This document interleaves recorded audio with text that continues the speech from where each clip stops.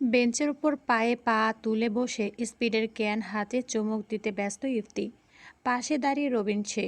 সম্মুখে নত মস্তকে দাঁড়িয়ে আছে তিতির, মাহিত আর মিল্লাত। কয়েক মুহূর্তে নিঃশব্দ দীর্ঘতর হতে লাগলো।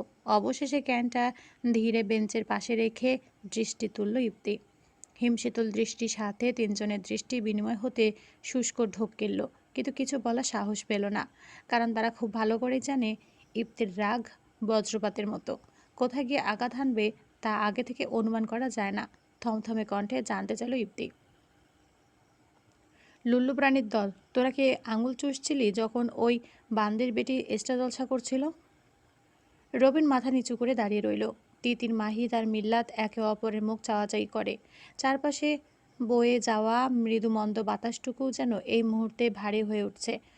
প্রথমে সাহস সঞ্চয় করে গলা খাকারি দিল মাহিদ। দোস্ত, আমরা যখন খবর পাই তখনই তো দৌড়ে আসছিলাম, কিন্তু আসার আগে সব হয়ে গেছে। লাথি দিয়ে মেন পয়েন্ট ফাটাই দিব।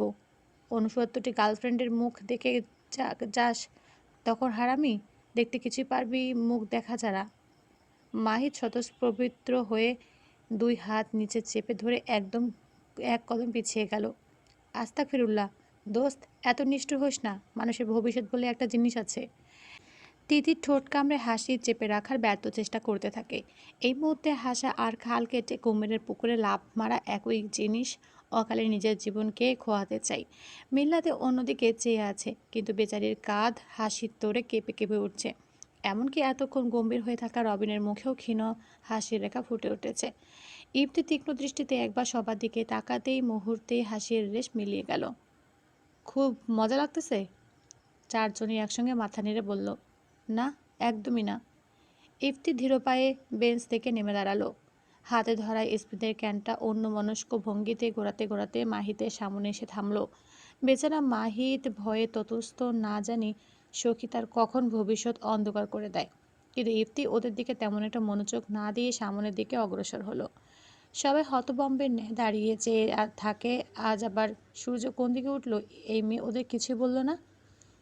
সবাইকে এক জায়গায় ঠায় দাঁড়িয়ে থাকতে দেখে পেছন ফিরে কর্কশ গলায় বলল ইফতি, তোদের আসার জন্য কি নিমন্ত্রণপত্র দিতে হবে? ইফতির কণ্ঠস্বর কর্ণপটহে আঘাত হানতেই চারজনে যেন সম্মোহন ভাঙার ন্যায় চমকে উঠল। ততক্ষণ না ছুট লাগালো ইফতিকে অনুসরণ করে। আজ ইফতির ক্লাস আছে, তাই কোচিংয়ে যাবে তারা। কয়েক মুহূর্তের মধ্যে 5টি অবয়ব পাশাপাশি এগিয়ে চলল বিশ্ববিদ্যালয়ের প্রশস্ত করিডোর ধরে। দুপুরের সূর্যালোক কাচের জানালা ভেদ করে মেঝেতে দীর্ঘ আলো রেখা এঁকে দিয়েছে। চারপাশে শিক্ষার্থীদের কোলাহল, হাসি ঠাট্টা, ব্যস্ত পদাচারণা, সব মিলিয়ে এক প্রাণ চঞ্চল পরিবেশ। অথচ তাদের পাঁচজনের দলটিতে এখনও রয়ে গেছে অদৃশ্য এক চাপা উত্তাপ। ইফতি সর্বাঙ্গে হাঁটছে, এক হাতে স্পিডের ক্যান, অন্য হাতে ট্রাউজারের পকেটে গুজে রাখা। দপ্ত পদক্ষেপে অগ্রসমান শ্যাম সুদর্শনার পৃষ্ঠদেশের দিকে তাকিয়ে বারবার দীর্ঘশ্বাস ফেলছে মাহিত। ভার্সিটির বাইরে আসতেই চারজনের দৃষ্টি চলে যায় রাস্তার পাশে বসে কাঁদতে থাকা অষ্টাদশী এক কিশোরীর দিকে। মেয়েটাকে চিনতে খুব একটা সময় লাগে না তিনজনের। প্রেরণা, রবিনের বোন, অপেক্ষার বান্ধবী। এবার অ্যাডমিশন পরীক্ষা দিল দুজনেই। ওদের আজ ইফতি রেখেছে কোচিংয়ে জুনিয়র সেকশনে ক্লাস নেওয়ার জন্য। ইফতিদের কোচিং সেন্টার বেশ বড়।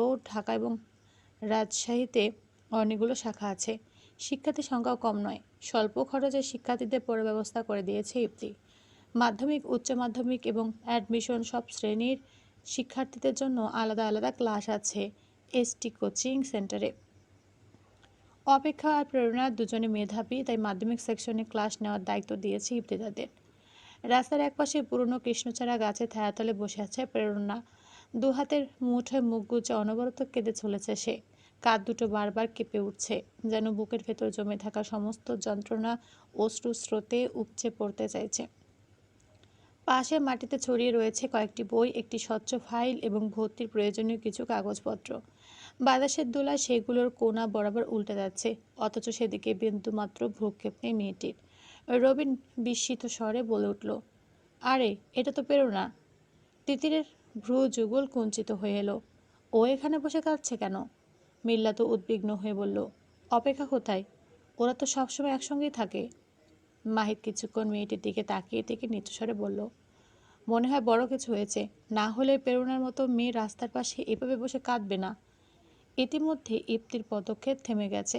কয়েক মুহূর্ত নির্বাক দৃষ্টিতে প্রেরণার দিকে তাকিয়ে রইল সে। কঠোর মুখাবয়বেও অতি সূক্ষ্ম এক পরিবর্তনের রেখা ফুটে উঠল। ক্রোধের উত্তাপ যেন ধীরে ধীরে স্তিমিত হয়ে তার স্থলে জায়গা নিল গভীর পর্যবেক্ষণ। সে ধীর স্বরে বলল, চল। প্রেরণা দুহাতে মুখ ডেকে ফুপিয়ে কাঁদছে, চোখ দুটো কান্নায় ফুলে লাল হয়ে উঠেছে, কাঁধ কাঁপছে অবিরাম। আশপাশ দিয়ে অসংখ্য বানর যাতায়াত করছে, কেউ একবার তাকিয়ে চলে যাচ্ছে, আবার কেউ কৌতূহলী দৃষ্টি ছুড়ে দিলেও থামার প্রয়োজন বোধ করছে না। এই ব্যস্ত নগরীতে মানুষের অশ্রুর যেন নির্দিষ্ট কোনো মূল্য নেই। পাশে গিয়ে রবিন বিস্মিত কণ্ঠে বলে উঠল, আরে প্রেরণা। কণ্ঠস্বর কর্ণগোচর হতে মেয়েটির চকিতে মুখ তুলে চাইল। সম্মুখে চারটি পরিচিত মুখ দেখে তড়িঘড়ি করে চোখের জল মুছে ফেলার ব্যর্থ চেষ্টা করলো, কিন্তু অশ্রু কি এত সহজে লুকানো যায়? রবিন দ্রুত এগিয়ে এসে জানতে চাইল, কি হয়েছে? তুই এখানে বসে কাঁদছিস কেন? অপেক্ষা কোথায়? প্রশ্নটা শুনে অনুপ্রেরণার বুকটা আবার মোচড় উঠল, ঠোঁট কেঁপে উঠল কয়েকবার, কিন্তু শব্দ বেরোলো না। তিতির মেয়েটার পাশে বসে নরম স্বরে বলল, এই, আগে শান্ত হও, এরপর বলো কি হয়েছে। মিল্লাত নিজের ব্যাগ থেকে পানির বোতল বের করে এগিয়ে দিয়ে বলল, এই নাও, একটু পানি খাও। কাপা হাতে বোতলটা নিল প্রেরণা। এক দুই চুমুক পানি খেয়ে নিজেকে সামলানোর চেষ্টা করলো, অথচ চোখের কোণ বেয়ে গড়িয়ে পড়া নীরব অশ্রুধারা যেন বাদ মানতে চাইছে না। এতক্ষণ একটিও শব্দ উচ্চারণ করেনি ইতি। সে শুধু স্ত্রীর দৃষ্টিতে মেয়েটার মুখাবয়বর পর্যবেক্ষণ করছিল। বহু মানুষের ভিড়ে থেকেও তার দৃষ্টি কোনো সূক্ষ্ম পরিবর্তন এড়িয়ে যায় না। প্রেরণার চোখে আতঙ্ক, ঠোঁটে কম্পন আর নিঃশ্বাসের অসামঞ্জস্য, সবকিছু যেন কোনো অদৃশ্য বিপদের পূর্বাভাস দিচ্ছে। অবশেষে ধীর অথচ কর্তৃত্বময় কণ্ঠে বলল, কাদা বন্ধ করো, তারপর শুরু থেকে সব বলো। শ্যাম সুদর্শনার এমন কণ্ঠ অনায়াসে অস্থির মনকে স্থির করতে বাধ্য। প্রেরণা মাথা নিচু করে ভাঙা গলায় বলল, তাজু মাস্তান আছে না, আজ আসার সময় ওরা আমাদের আজেবাজে কথা বলছিল। আমরা পাশ কাটিয়ে চলে আসতে নিলেই তাজু অপেক্ষার ওড়না ধরে টান দেয়। অপেক্ষা বিষয়টা মেনে নিতে না পেরে থাপ্পড় মারে, কিন্তু এতে ওই ইতরগুলো আরও ক্ষেপে গিয়ে অপেক্ষাকে বাজেভাবে স্পর্শ করে। সে আর বলতে পারল না, দুহাতে মুখ ঢেকে অঝরে কেঁদে উঠল। রবিনের চোয়াল শক্ত হয়ে উঠেছে, কপালের রগগুলো স্পষ্ট ফুলে উঠেছে। সে কাপা গলায় বলল, তারপর কি হয়েছে? প্রেরণার মাথা নেড়ে কাঁদতে কাঁদতে বলল, ওদের যাওয়ার পর অপেক্ষা একদম চুপ হয়ে যায়। আমি অনেক ডাকলাম, কিন্তু কোনো কথা বলেনি। তারপর বলল, তুই এখানে দাঁড়া, আমি 5 মিনিটে আসছি। প্রেরণা অসহায়ের মতো চারদিকে তাকিয়ে বলল, এরপর থেকে আর ওকে খুঁজে পাচ্ছি না, ফোনও বন্ধ। রবিনের মুখে সমস্ত রক্ত যেন মুহূর্তে সরে গেল, চোখের মনি সংকুচিত হয়ে এলো, বুকের ভেতর অজানা আশঙ্কা প্রচণ্ড বেগে ধাক্কা দিতে লাগলো। এক মুহূর্ত আর অপেক্ষা করল না রবিন, আদরের বোনকে খোঁজার উদ্দেশ্যে ছুটে যেতে চাইল। আমি যাচ্ছি বলে সামনের দিকে পা বাড়াতেই, দাঁড়া। ইপ্তির থমথমে কণ্ঠে রবিনের পদযুগল থমকে যায়। বুক ভরা দ্বিধা নিয়ে পাশ ফিরে চাইল। স্পিতের ক্যানটা ধীরে পাশে ডাস্টবিনে ছুঁড়ে ফেলে দুহাত ট্রাউজারের পকেটে গুজে দিল ইপ্তি। শান্ত স্বরে বলল, এখন তো দৌড় দিলে কি হবে? রবিন উত্তেজিত হয়ে ওঠে, আমার বোন নিখোঁজ, আমি দাঁড়িয়ে থাকবো? মাথা গরম করিস না। কাঠটা ঈষৎ বাঁকিয়ে রবিনের কাঁধের ওপর প্রান্তে দৃষ্টি নিক্ষেপ করতেই মাহিতের সঙ্গে দৃষ্টি বিনিময় হলো। বোনের দৃষ্টি দেখতেই যা বোঝায় বুঝে পাশের টং দোকান থেকে একটা চেয়ার টেনে এনে ইপ্তির সামনে রেখে দিয়ে দোকানে চা করতে থাকা 15 বছরের ফিনফিনে গড়নের হ্যাংলা পাতলা ছেলেটার দিকে তাকিয়ে বলল, ছোট, দীপুকে ডেকে আনতো যা। মাহিতের নির্দেশ শুনে ছেলেটা প্রথমে একবার ইপ্তির দিকে তাকালো। শ্যাম সুদর্শনার স্থির মুখাবয়ব দেখে আর দ্বিতীয়বার কিছু জিজ্ঞেস করার সাহস পেল না। আচ্ছা ভাই বলে দৌড়ে গলির ভিতর অদৃশ্য হয়ে গেল। এদিকে মাহির টেনে আনা চেয়ারটায় নির্বিকার ভঙ্গিতে বসে পড়ল ইপ্তি, যেন চারপাশে কোনো বিশৃঙ্খলাই নেই। ডান পা তুলে বা হাঁটুর ওপর রাখলো সে, সেই হাত জোর করলো হাঁটুর ওপর। অথচ যারা তাকে চেনে তারা জানে এই নৈশব্দই সবচেয়ে ভয়ঙ্কর। ইপ্তি যত শান্ত থাকে ঝড় তত কাছে আসে। রবিন অস্থির হয়ে উঠল, ইপ্তি, আমি বসে থাকতে পারবো না, অপেক্ষা। বস। একটি শব্দ কঠোর, সংক্ষিপ্ত, প্রশ্নাতীত।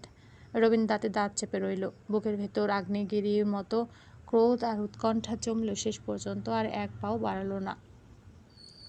ও টুনির মা, তোমার টুনি কথা শোনে না, যার তার লগে ট্রেডিং মারে আমার চেনে না। ও টুনির মা, তুমি টুনিরে বোঝাও না।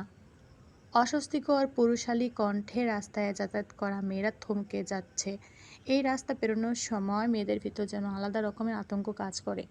ফুটপাত ঘেঁষে দাঁড়িয়ে আছে 5টার মতো মোটর বাইক। যদিও তাদের মেয়েদের উদ্দেশ্যে এমন করছে না, তবু মেয়েরা ভয় পায় ওদের। কারণ একসময় এলাকার নাম করা বখাটে গ্যাং ছিল এরা। মাঝে বসে থাকা দীপু একের পর এক ঠোঙ্গা থেকে বাদাম নিয়ে মুখে চালান করছে। দীপু ভাই, আপায় আপনারে ডাকে। দেবু মুখে থাকা বাদাম চিবোতে চিবোতে ভ্রু কুচকে ছেলেটার দিকে তাকালো। কোন আফা?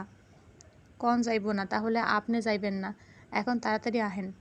দীপু বিরক্তি ভরে ঠোঁট বাঁকালো। ঠোঙ্গা থেকে শেষ বাদামটা মুখে ছুঁড়ে দিয়ে ধীরে ধীরে উঠে দাঁড়ালো। বলল, এই পিচ্ছি, এমন ভাব দেখাচ্ছিস যেন রাষ্ট্রপতি ডাকছে। কে ওই আফা? ছেলেটা হাঁপাতে হাঁপাতে শুধু একটাই কথা বলল, গিয়ে দেখেন না, আমি কিছু জানি না। দেবু বিরক্তিতে মাথা চুলকে নিচের টি শার্টটা ঝাড়ল। পাশে দাঁড়িয়ে থাকা ছেলেগুলোর দিকে তাকিয়ে বলল, এই তোরা কেউ নড়বি না, আমি দেখি কোন বাপের বেটি আমাকে তলব করছে। একজন হেসে বলল, দীপু ভাই, প্রেম টেম নাকি? তোরে পরে প্রেম দেখাইতেছি। কথাটা বলে ছেলেটার পেছন পেছন হাঁটা ধরল দীপু। গলিটা পেরিয়ে মূল সড়কে উঠতে তার কপাল কুঁচকে গেল। দূর থেকে চোখে পড়ল রাস্তার পাশের টং দোকানের সামনে কয়েকজন দাঁড়িয়ে আছে। আর কয়েক কদম এগিয়ে গিয়ে ছেলেটার দিকে তাকিয়ে বলল, কী রে, কোন শালি ডাকে? আমার বোনের সঙ্গে তোর বিয়ে দেবো না দিব। চাইলে আয়রার সাথে করতে পারিস, মেয়েটা ন্যাকামির গোডাউন তোর সাথে মানাবে। তাও আমি জ্যেষ্ঠ হব, তোর শালি না। পরিচিত কণ্ঠে ঝটকে পেছনে তাকাতেই জমে যায় দীপ। বিমর্ষ মুখে একবার চাইল চতুর্দিকে, অতঃপর বিড়বিড়িয়ে বলল, মেরে তোলো লাগে। সুন্দরী মামুনিরা চলেছে একা পথে, সঙ্গী হলে দোষ কি তাতে? এসো সুন্দরী, যাবে তুমি আমার সাথে? সময়টা বছর এক পূর্বে, ডিসেম্বরের সময় কুয়াশা চাদরে ঢাকা ফুটপাত অতিক্রম করার সময় অস্বস্তিকর পুরুষালী কণ্ঠের গানে বুকের ভিতর ধুকপুক করে উঠছে। এই গলিটা অতিক্রম করার সময় কিশোরী তরুণী থেকে শুরু প্রাপ্তবয়স্ক রমণী সকলের বুকের ভেতর ধক করে ওঠে। এই বুঝি বখাটেগুলো এসে চেপে ধরে। প্রতিদিনের মতো রাস্তার ফুটপাত ঘেঁষে দাঁড়িয়ে আছে একটি কুচকুচে কালো রঙের জিপ। পাশে আরও কয়েকটা মোটরবাইক রাখা। এই জায়গাটা অতিক্রম করতে চেয়ে যাতায়াতকারী প্রতিটি মেয়ে গুটিয়ে যাচ্ছে। তা দেখে অট্টহাসিতে ফেটে পড়ছে প্রতিটি আরোহী। চারপাশে কত লোকজন, কিন্তু এগিয়ে এসে ছেলেগুলোকে কিছু বলছে না। এক একজনের অভিব্যক্তি এমন যেন এখানে তেমন কোনো গুরুত্বপূর্ণ বিষয় হচ্ছে না। বলবি না কেন, এলাকার নাম করা বখাটে মাস্তানদের গ্যাং। এলাকার সকলে এক নামে চেনে দীপু মাস্তান। জিপের বনেটে পা ঝুলিয়ে বসে একের পর এক বাদাম চালাম করতে থাকা উজ্জ্বল শ্যামবর্ণের সুদর্শন যুবকটা দীপু। কারো কিছু বলার সাধ্য নেই। তার একটা বড় কারণ, এলাকার এমপির চালাপাড়া এরা। মেয়েবাজি থেকে শুরু করে এমপির জন্য চাঁদাবাজি সবই এই গ্যাংয়ের আওতায় পড়ে। প্রতিবাদ করতে যে কতজন নিজের দোকানপাট গাড়ি হারিয়েছে তার গণতি নেই। তাই তো কারো কিছু বলার সাহস নেই এদের। যাতায়াতকারী মেয়েদের উত্ত্যক্ত করতে ব্যস্ত দীপু। ঠিক তখনই কুয়াশার ধূসর আবরণ ভেদ করে ধীর পদক্ষেপে এগিয়ে এলো একটি দীর্ঘাঙ্গী অবয়ব। সাদা হুটি, কালো কার্গো ট্রাউজার, পায়ে সাদা স্নিকার্স, কাঁধে ঝোলানো ব্যাকপ্যাক। কনকনে শীতের সকালেও তার পদাচারণায় বিন্দুমাত্র দ্বিধা নেই, বরং এক অদ্ভুত ধৈর্য যেন প্রতিটি পদক্ষেপে ছড়িয়ে পড়ছে। আশেপাশে পথচারীরা স্বতঃস্ফূর্তভাবে রাস্তার একপাশ ঘাসছে, অথচ মেয়েটি সোজাসুজি এগিয়ে চলছে সেই কুখ্যাত জিপের দিকে। জিপের বনেটে বসে থাকা দীপুর দূর থেকে মেয়েটিকে লক্ষ্য করছিল। কুয়াশার আড়াল থেকে ধীরে ধীরে স্পষ্ট হয়ে মুখশ্রী দেখে সে অন্যমনস্ক হয়ে গেল এক মুহূর্তের জন্য। এই মাইয়াটা নতুন নাকি? পাশে থাকা মুরিদ কাঁধ ঝাঁকিয়ে বলল, মনে হয়, আগে তো দেখি নাই। দীপুর ঠোঁটের কোণে কৌতুক মিশ্রিত হাসি ফুটে উঠল। নতুন পাখি মনে হয় রাস্তা চেনে না। সে জিপ থেকে নেমে দু কদম এগিয়ে যায়। চারপাশে দাঁড়িয়ে থাকা ছেলেগুলো মুচকি হাসতে হাসতে তার পেছনে ভিড় করলো। কিন্তু দীপু মেয়েটাকে দেখে পছন্দ হলো না তেমন। একে তো উজ্জ্বল শ্যামবর্ণের, তার ওপর মুখ দেখে মনে হচ্ছে এই মেয়ে মায়াবী নামক শব্দটার সাথে বড়সড় শত্রুতা আছে। মেয়েটাকে আর ঘাটালো না, পুনরায় নিজের জিপের বনেটে ফিরেছে বাদাম খাওয়াতে মন দিল। কিন্তু মেয়েটা আর বাকি 5টা মেয়ের মতো পাশ কাটিয়ে চলে গেল না, বরং 2 হাত ভাঁজ করে এসে দীপু সম্মুখীন দাঁড়ালো। বিস্ময় সূক্ষ্মরেখা ফুটে উঠল দীপুর দৃষ্টিতে। 2 হাত বুকে ভাঁজ করে সম্পূর্ণ স্থির ভঙ্গিতে দাঁড়িয়ে আছে মেয়েটি। কুয়াশার ফাঁক গলে আসা ফিকে রৌদ্র তার শ্যামবর্ণ মুখাবয়বে এসে পড়েছে। দিবু ঠোঁটের কোণে অর্ধেক চিবানো বাদাম থামিয়ে ভ্রু উঁচিয়ে জানতে চাইল, কি মামুনি, সর্বাঙ্গে জ্বালা ধরেছে যে একাই বাঘের খাঁচার সামনে এসে দাঁড়িয়েছ? মেয়েটির মুখাবয়বে বিন্দুমাত্র পরিবর্তন এলো না, দৃষ্টিও নড়ল না, যেন সম্মুখে দাঁড়িয়ে থাকা যুবকের বিদ্রাপুত্তুক উক্তি তার কর্ণগোচরই হয়নি। কয়েক মুহূর্ত নীরব থেকে সে ধীর স্থির কণ্ঠে বলল, আমি তোদের থেকে বড় লুল্লু প্রাণীর দল। দীপুর মুখে ঝুলে থাকা হাসিটা দপ করে নিভে যায়। খোলা রাস্তায় তারই ডেরায় এসে তাকে এত বড় অপমান! হতবিহ্বল হয়ে নিজের দলবলের দিকে চাইল সে। সবগুলো হতবম্ব, বিস্মিত হয়ে বলল, কি? কিন্তু মেয়েটা ওদের প্রশ্নের উত্তর দেওয়ার প্রয়োজন বোধ করল না। আকস্মাৎ ঘটে যাওয়া কাণ্ড সবগুলো ফিট হয়ে দাঁড়িয়ে রইল। মেয়েটা দীপুর কলার ধরে নিচে নামিয়ে তড়িৎ গতিতে দীপুর জায়গা দখল করে বসেছে। দীপু দলবল বিস্ফোরিত চোখে তাকিয়ে আছে। এলাকার ত্রাস দীপু মাস্তানকে কেউ এভাবে সরিয়ে তার জায়গা দখল করেছে। এ দৃশ্য যেন তাদের মস্তিষ্ক গ্রহণ করতে পারছে না। মেয়েটির দৃষ্টি আশেপাশে দাঁড়িয়ে থাকা ছেলেদের ওপর ঝুলিয়ে গেল। অতঃপর নিজের গলায় জড়ানো স্কার্ফটা খুলে দীপু কিছু বুঝে ওঠার আগে দীপুর মাথায় পরিয়ে ঘোমটা দিয়ে দিল, যেন কোনো নববধূকে সাজানো হচ্ছে। দীপুর চোখ রক্তিম হয়ে উঠেছে। তুই? মেয়েটি নির্বিকার। সে ধীরে ধীরে হাত বাড়িয়ে দীপুর আঙুলে ঝুলতে থাকা জিপের চাবিটা কেড়ে নেয়, সাথে দীপুর বুক পকেটে ঝুলে থাকা সানগ্লাসটা নিয়ে নিজের চোখে পরে নিল। চাবিটা আঙুলে ঘোরাতে ঘোরাতে শান্ত কণ্ঠে বলল, নাচ। দীপুর মুঠো শক্ত হয়ে উঠেছে, চোয়ালের পেশি ফুলে উঠেছে ক্রোধে। কড়া কথা শোনানোর উদ্দেশ্যে উদ্যোগ নিল, কিন্তু কোনো শব্দ ঠোঁট পেরোনোর আগেই মেয়েটি বিদ্যুৎ গতিতে হাত নামিয়ে আনলো। তার ডান হাত সোজা দীপুর দুই উরুর মাঝামাঝি স্পর্শকাতার স্থানের দিকে ধেয়ে আসতেই দীপু যেন প্রাণ ভয়ে লাফিয়ে 3 হাত দূরে সরে গেল। দুহাত স্বতঃস্ফূর্তভাবে নিচের দিকে চলে গেল তার। চোখ দুটো বিস্ফোরিত। মেয়েটির হাত মাঝ আকাশে থেমে গেল। মেয়েটার অতর কোণে বক্রহাসির রেশম ফুটে উঠতেই দীপু খেকিয়ে উঠল, কি নির্লজ্জ মেয়ে রে বাবা! শেহরুজ মোস্তফা ইফতি আমার নাম। আপা বলে ডাকবি লুলু প্রাণীর দল। আর নির্লজ্জের কি দেখলি? নিজেরা যখন মেয়েদের বুকের ওড়না ধরে টান দিস তখন কিছু হয় না।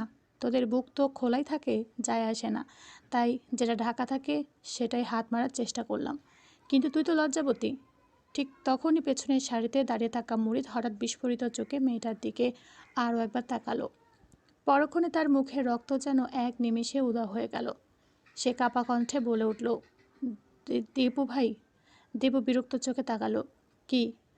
মুরিদ ঢোক গিলে আমতা আমতা করে বলল, হ্যাঁ তো, আমাদের বিপক্ষ দলের নেত্রী। কথাটি উচ্চারিত হতেই উপস্থিত ছেলেগুলোর মুখের অভিব্যক্তি একযোগে বদলে গেল। কয়েকজন অবিশ্বাসে ইপ্তির দিকে তাকালো, কেউ আবার এক পা করে অজান্তেই পেছনে সরে গেল। দীপুর কপাল কুঁচকে উঠল। তাই ইপ্তি আফা, আপনার আমাকে দর্শন দেওয়ার শখ জাগলো কেন? কোনো রাগডাই ছাড়াই শ্যাম কর্কশ গলায় বলল, কালকের পর থেকে যদি এখানে মাস্তানি করতে দেখি, ঠেঙ্গিয়ে সব কয়টারে পদ্মা নদীর ব্রিজের নিচে ঝুলে রাখবো। দীপুর পাশে দাঁড়িয়ে থাকা ছেলেগুলো একে অপরের মুখ চাওয়াচাই করতে লাগলো। কেউ হাসলো না, কেউ প্রতিবাদও করলো না। দীপু এবার স্কার্ফটা মাথা থেকে টেনে খুলে ফেললো। চোখে মুখে অপমানের আগুন জ্বলছে, কিন্তু সেই আগুনের আড়ালেও ক্ষীণ এক সতর্কতার ছাপ স্পষ্ট। আর না শুনলে? দাঁতে দাঁত চেপে প্রশ্ন করলো সে। ইফতির চটপটে উত্তর, তখন খবর এমপির কাছে যাবে না, সরাসরি হাসপাতাল পর্যন্ত যাবে। এর পরদিন থেকে ওখানে বসলে ইফতি এসে হাজির হতো। একদিন তো হট স্টিক নিয়ে বেধরে পিটিয়েছিল ভরা মজলিসে। তারপর থেকে ওখানে বসা বাদ দিয়ে দেয় দীপু, কারণ ইফতির কথা অপমান কম, শাসন বেশি লাগতো দীপুর কাছে। দীপু এছিল এতিম, লেখাপড়া শেষ করেও চাকরি জোটেনি। টাকার অভাব, সুপারিশের অভাব আর সমাজের অবহেলা তাকে ঠেলে দিয়েছিল এমপির ছত্রছাড়ায় গড়ে ওঠা এই বখাটে দলে। ধীরে ধীরে ভয় দেখানো, চাঁদাবাজি, মেয়েদের উত্ত্যক্ত করা সবই তার কাছে স্বাভাবিক হয়ে উঠেছিল। কিন্তু সব কিছু ওলটপালট হয়ে যায় এক বিকেলে। এমপির নির্বাচনী কার্যালয়ে সভা চলছিল। দীপু ও তার দল বাইরে পাহারায়। আচমকা চারদিক কাঁপিয়ে পরপর গুলি শব্দ ভেসে আসে। মুহূর্তের মধ্যেই পুরো এলাকা রণক্ষেত্রে পরিণত হয়। কালো পোশাক পরা একদল সশস্ত্র হামলাকারী চারদিক থেকে ঝাঁপিয়ে পড়ে। এমপির নিরাপত্তা রক্ষীরাও পাল্টা গুলি চালাতে শুরু করে। চারদিকে শুধু আত্মচিৎকার, ধোঁয়া আর রক্তের গন্ধ।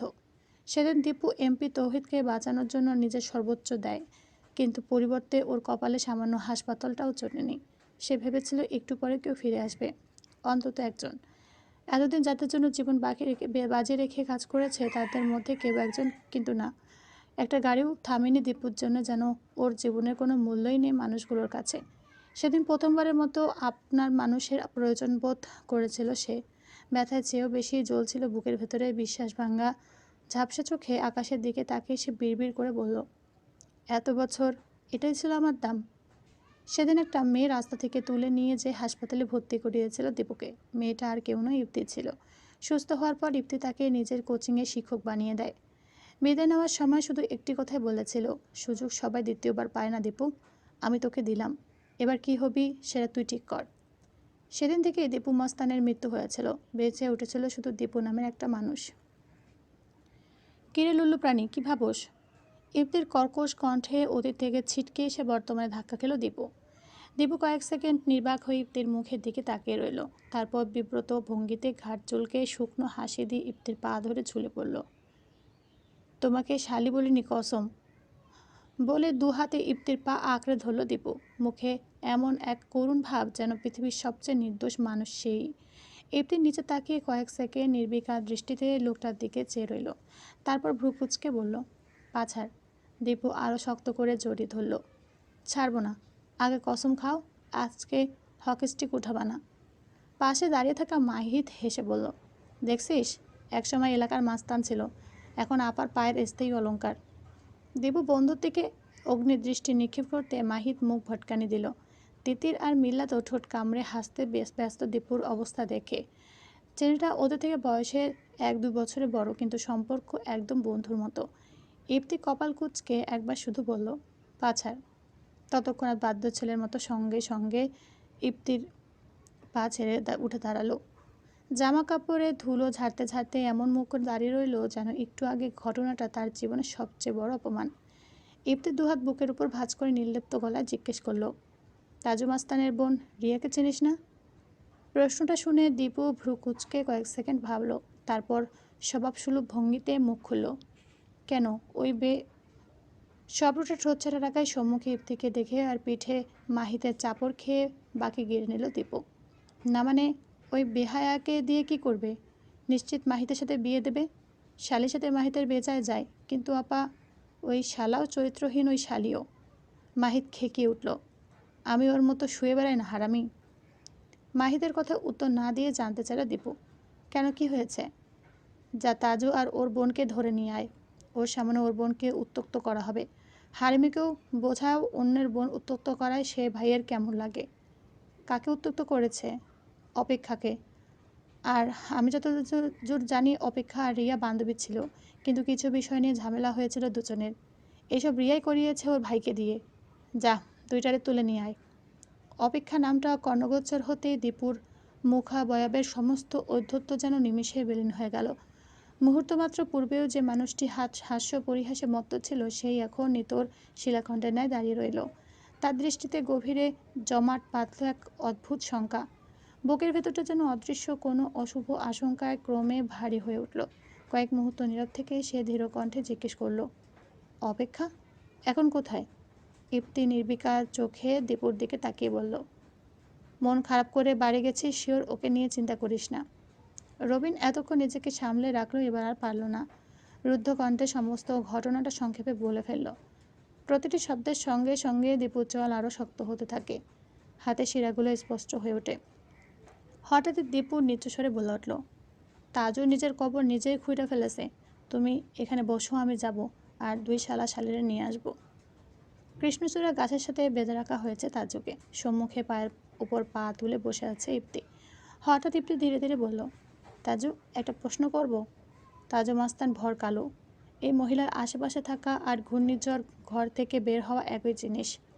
কিছুক্ষণ আগে নিজের আড্ডায় বসে আড্ডা দিচ্ছিল সে নিজের দলবলের সাথে, তখনই কোথা থেকে দিবু টেনে হিঁচড়ে এখানে এনে কৃষ্ণচূড়া গাছের সঙ্গে বেঁধে দিয়েছে। তাজু শুকনো ঢোক গিলে কাপা গলায় বলল, জিজ্ঞেস করেন। ইপ্তি কয়েক সেকেন্ড তার মুখের দিকে তাকিয়ে রইল। তারপর সম্পূর্ণ নির্লিপ্ত স্বরে বলল, তোর একটা বোন আছে না? জি আছে। নাম রিয়া? জি। অনেক ভালোবাসিস? প্রশ্নটা শুনে তাজু এক মুহূর্ত ইতস্তত করল, তারপর মাথা নেড়ে বলল, ও আমার একটাই বোন, ওর জন্য আমি জানও দিতে পারি। কথাটা শুনে বক্র হাসলো, ঘাড় বাঁকিয়ে চাইল সে। ইপ্তির দৃষ্টি অনুসরণ করতেই ভীত দৃষ্টিতে আটকে ওঠে তাজু।